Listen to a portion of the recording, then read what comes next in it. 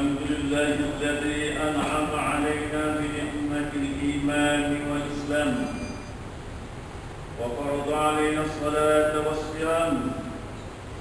أشهد أن لا إله إلا الله وحده لا شريك له وأشهد أن محمدا عبده ورسوله. اللهم صل وسلم على سيدنا محمد وعلى آله وأصحابه والتابعين لهم بإحسان إلى يوم الدين.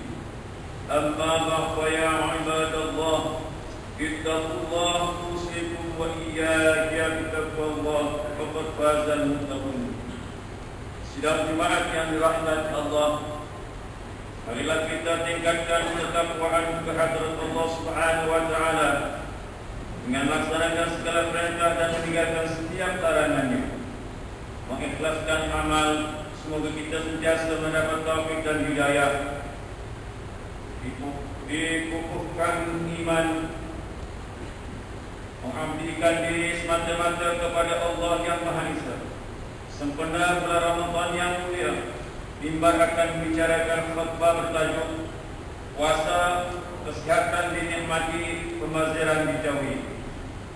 Firman Allah Subhanahu wa taala, A'udzu billahi minasyaitonir rajim. Ya ayyuhalladzina amanu kutiba 'alaikumus syiyam kama kutiba 'alal ladzina min qablikum la'allakum tattaqun. Surah Al-Baqarah ayat 183. Maksudnya, wahai orang-orang yang beriman, diwajibkan ke atas kamu berpuasa sebagaimana diwajibkan atas orang-orang yang terdahulu daripada kamu, supaya kamu bertakwa.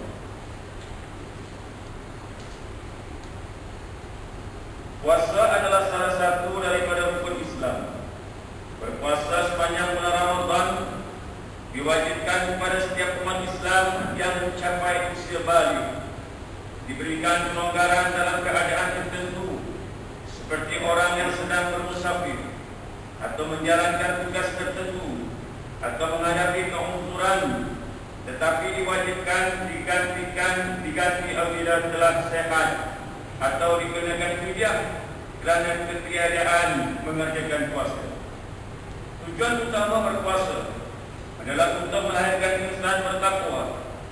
Ramadan adalah dianggap sebagai madrasah untuk melahirkan insan yang bertakwa. Ramadan adalah dianggap sebagai madrasah untuk mengikhlaskan diri menjadi insan yang tunduk kepada Allah Subhanahu wa taala. Madrasah Ramadan melatih orang yang berpuasa untuk menahan diri daripada melakukan perkara-perkara yang dilarang Ilahi. Di samping meningkatkan keikhlasan ketika menjalankan perintah-perintahnya. Ramadan ialah bulan ibadah, bulan yang memiliki berbagai kelebihan, juga keistimewaan. Abu Hurairah radhiyallahu anhu meriwayatkan Rasulullah sallallahu alaihi wasallam bersabda, "Idza jaa Ramadan, futiyat abwabul jannah wa ghulqat abwabun nar wa suffidat syayatin." Bermaksud, apabila Ramadan datang, maka pintu-pintu syurga dibuka, pintu-pintu neraka ditutup, dan syaitan-syaitan dibelenggu, yaitu diikat dengan rantai. Riwayat Al-Bukhari dan Muslim. Hadirin yang mendapat kemuliaan ilahi, ibadat puasa memberikan berbagai manfaat kesihatan, sama ada kesihatan jasmani, begitu juga kesihatan rohani. Berbagai kajian membuktikan amalan berpuasa mampu meningkatkan tahap kesihatan seseorang. Puasa boleh merehatkan organ-organ badan dan sistem pernafasan dengan menahan makan dan minum selama tempoh tertentu. Tubuh dapat menyerap zat-zat yang hendak diusus untuk dimanfaatkan. Penyerapan zat ini penting kerana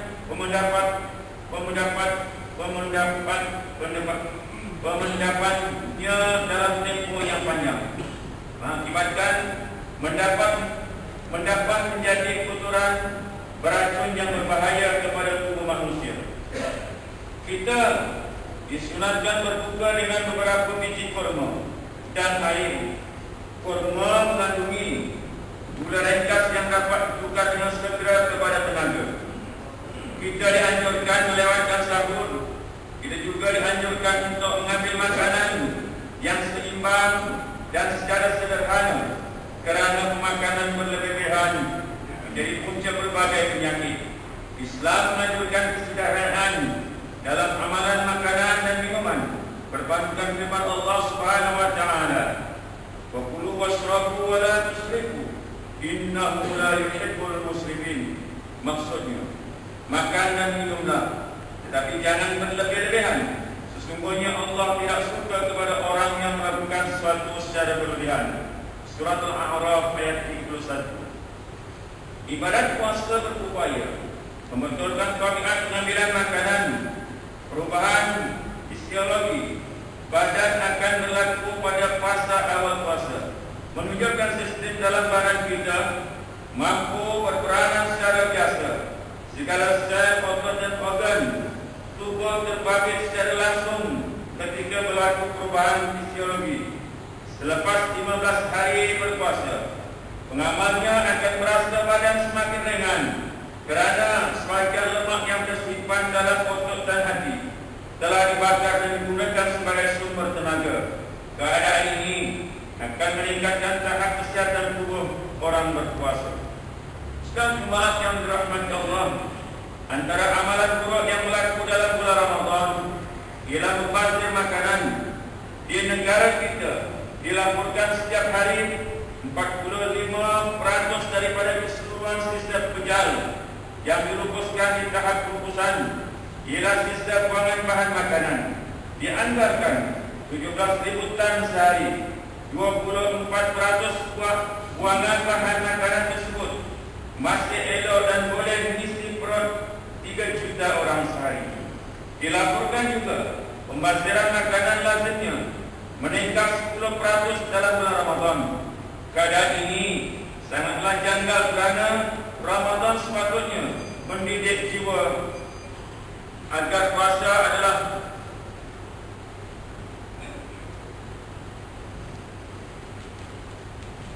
mendidik jiwa agar dapat mengawal diri daripada godaan hawa nafsu.